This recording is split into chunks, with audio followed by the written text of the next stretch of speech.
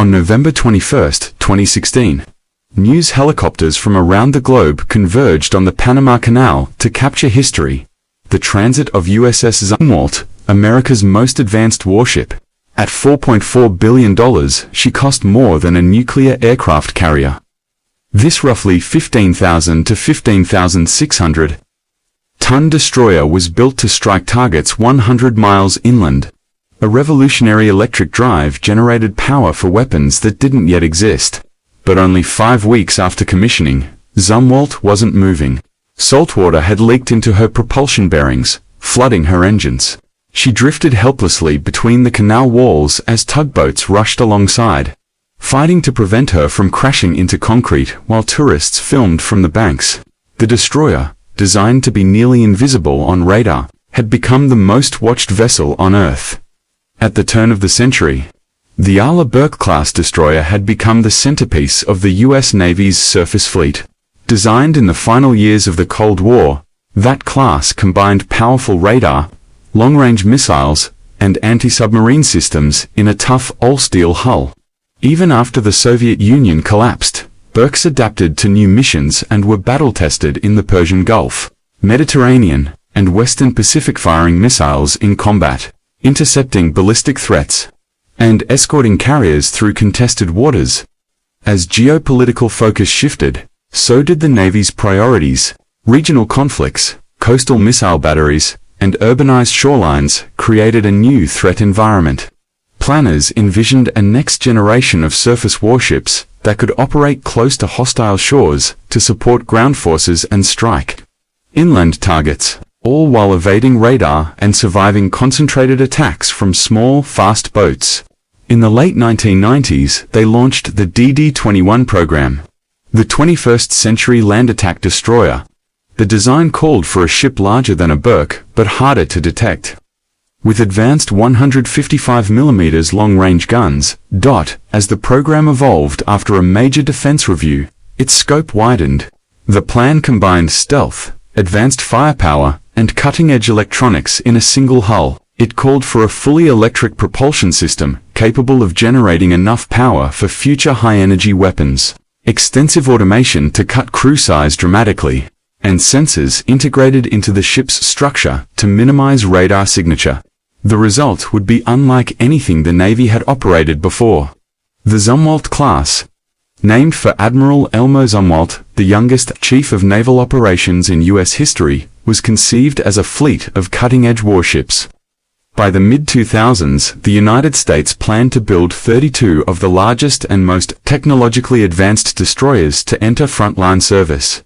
When Zumwalt first emerged from the yard, her size alone set her apart. At 610 feet long and more than 80 feet across the beam, she displaced roughly 15,600 tons, larger than many World War II cruisers. Her unique tumble-home profile, with sides sloping inward above the waterline, was revived to make radar waves glance away rather than bounce back. A sharp wave-piercing bow cut through seas cleanly, reducing spray and wake that might reveal her position. The deckhouse was built from composite materials, paneled in flat-angled planes to deflect radar. Masts and antennas were enclosed with no protrusions to catch a signal. Even engine heat was vented and cooled before leaving the ship, and isolated machinery dampened vibrations that might betray her presence.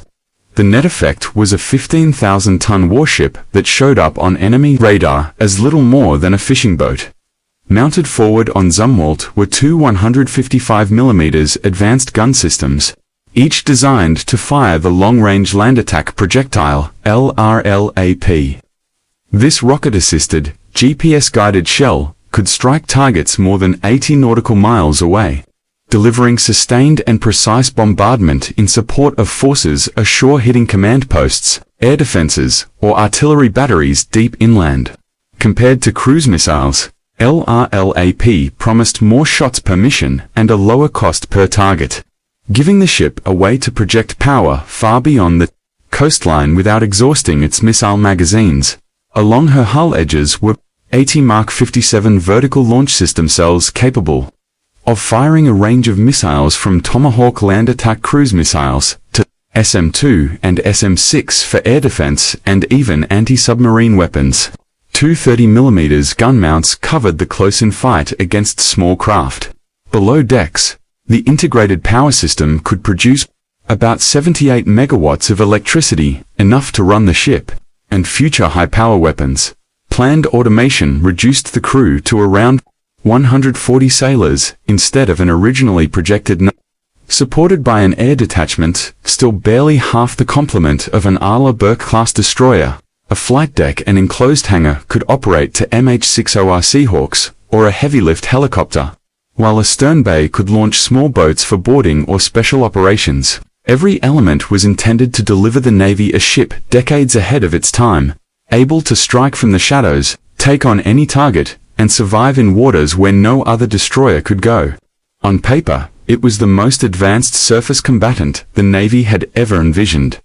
Turning that design into actual steel proved far more complicated. In the early planning stages, the Navy expected each Zumwalt-class ship to cost roughly $1.4 billion, an estimate that assumed a production run of 32 ships and spread development costs across a large fleet. But nearly every major feature of the design was new: the tumble-home hull, composite deckhouse, integrated power system, peripheral VLS arrangement, and most importantly, the advanced gun system. Manufacturing demanded specialized materials, unfamiliar shipyard techniques, and entirely new supply chains. Each added to the schedule and pushed costs higher.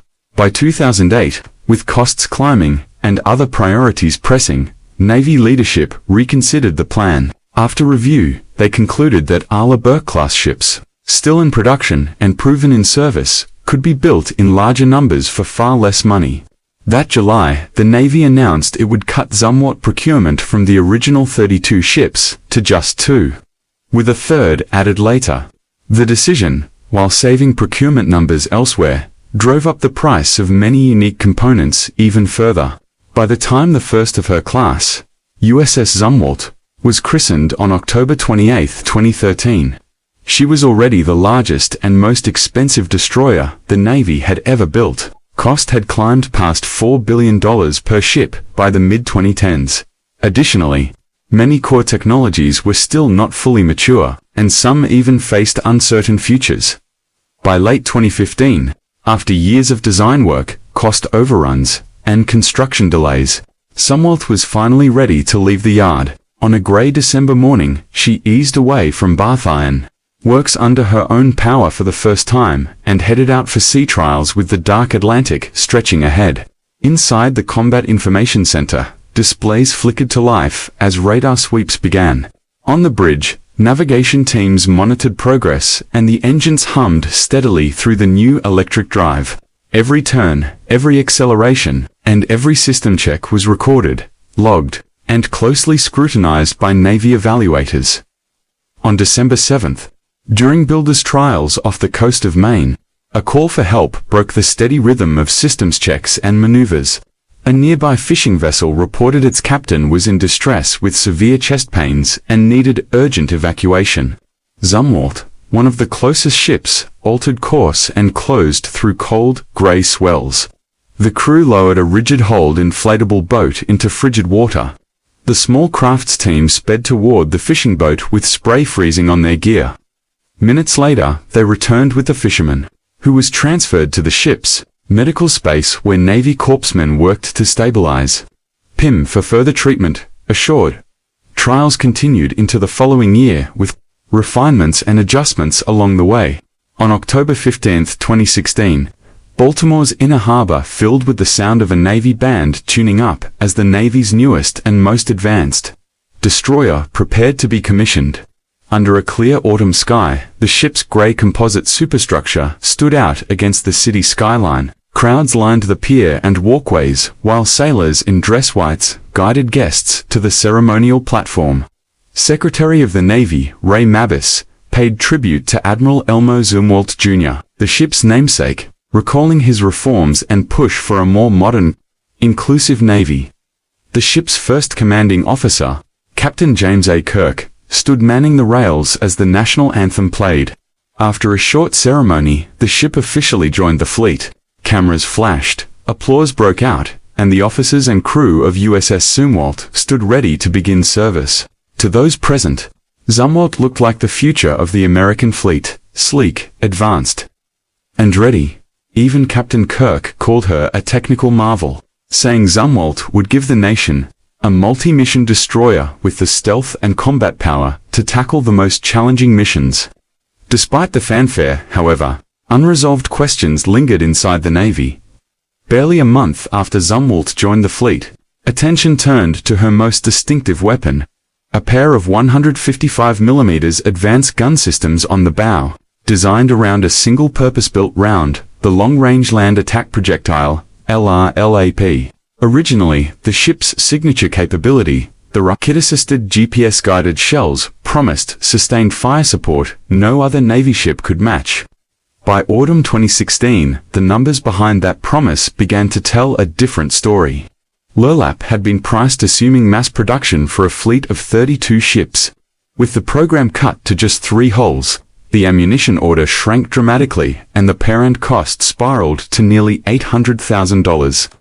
Approaching the price of a Tomahawk cruise missile, which offered greater range and a heavier warhead, for a system meant to be a cost-effective alternative to missiles, the comparison was impossible to ignore. In November 2016, the Navy decided not to move LRLAP into production, leaving Zumwalt's to advanced gun systems without usable ammunition before she completed post-shakedown workups.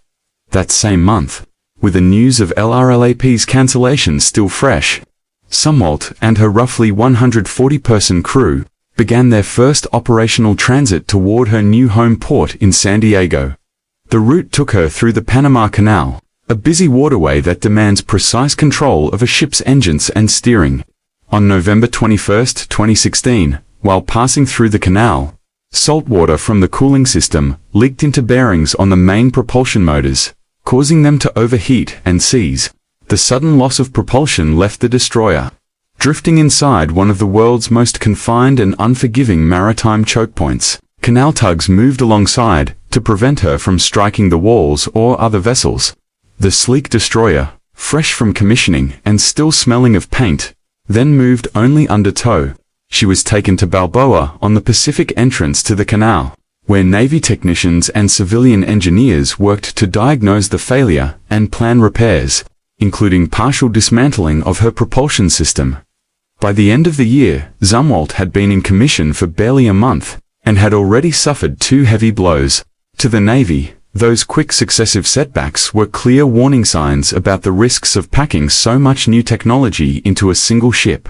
While Zumwalt sat in Balboa under repair, the rest of her class remained in the pipeline. The second ship, USS Michael Monser, had been launched 5 months earlier and was tied up at Bath Iron Works for fitting out, her combat system still incomplete. The third, USS Lyndon B. Johnson, had not yet had her keel laid. Headlines were sharp: a $4 billion destroyer with no rounds for its main guns. Lawmakers pressed for answers about the cost and why the Navy had accepted delivery of a ship whose signature weapon was unusable. Criticism came from outside the Navy as well. Analysts pointed out that the program had stacked first-of-a-kind systems, from the tumble-home hull design to the electric drive-in to a single platform, multiplying the chances for delays and unexpected costs. Others questioned whether the tumble-home hull, so central to her stealth, would be as seaworthy as conventional designs in heavy weather. Journalist Sebastian Robin wrote that, traditionally, warships are tailored to perform specific missions, but the cutting-edge Zumwalt had become a ship in search of a mission.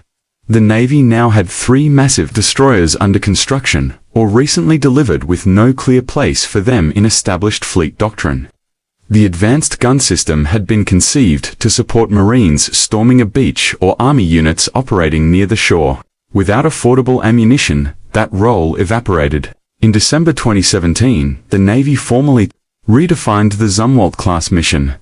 These expensive vessels would become blue-water surface strike ships optimized to engage enemy warships and deliver long-range missile attacks against high-value targets. That decision reflected another strategic shift.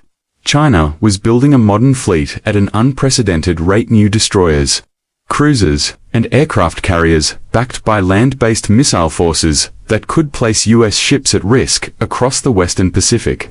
In a conflict over Taiwan or the South China Sea, American surface ships would need to operate farther from shore to survive and still strike high-value targets deep inside contested areas. That requirement matched the emerging Conventional Prompt Strike (CPS) program. A joint Navy-Army effort, CPS was developing a hypersonic boost glide weapon capable of traveling long distances at speeds above Mach 5 while carrying a conventional warhead with extreme precision. Finding a platform for such a weapon became a priority, and the Zumwalt class with its vast electrical capacity and open deck space was an ideal candidate. Engineers initially explored fitting hypersonic weapons without removing the 155mm guns. But later, studies showed replacing at least one advanced gun system mount was the most practical solution. By March 2022, the plan was made public. Zumwalt, Michael Monsieur, and Lyndon B. Johnson would each receive a battery of CPS missiles in their forward sections. The Navy expected the first installations before the end of the decade, and work began sooner than many anticipated. The shift gave the class a mission that played to its strengths. Hypersonics would let them engage time-sensitive targets, command bunkers, missile launchers, or warships in port from outside the range of most enemy defenses, operating alongside carrier groups or as independent surface action units. They could threaten high-value assets across the Pacific in ways no other surface combatant could match. By 2024, preparations were underway at Ingalls Shipbuilding to remove Zumwalt's forward gun and fit missile tubes. For the first time since commissioning, she was on the verge of a capability that matched the scale of her design and a mission the Navy clearly needed. USS Zumwalt sat in Pascagoula, Mississippi, in the final stages of a transformation years in the making. At Ingalls, her forward 155mm advanced gun system, once meant to deliver long-range shore bombardment, had been removed and replaced by 4 massive launch canisters, each capable of holding 3 conventional prompt strike hypersonic missiles. When complete, she would carry a battery of 12 weapons able to strike targets at extreme range and at speeds above Mach 5. A January 15 report from USNI News confirmed the work was nearly finished. At the same time, USS Michael Monsieur was preparing for a Western Pacific deployment. She still carried her original pair of advanced gun systems, but her future was set. After deployment, she would follow Zumwalt's path and trade her unused guns for hypersonic launches. According to the plan, USS Lyndon B. Johnson had also entered her integration phase. In the summer of 2025, Michael Monsieur was in Yokosuka, Japan. No coincidence, given her role preparing to operate in forward areas. A Zumwalt-class destroyer could now be positioned close to potential flashpoints. In the years to come, the arrival of one of these ships in a contested theater would carry a very different implication. Hypersonic strike capability was within reach. Projections called for all 3 ships to carry operational CPS missiles before the end of the decade. After years of cost overruns, technical setbacks, and questions about their purpose, the Zumwalt class finally had a mission that matched their scale.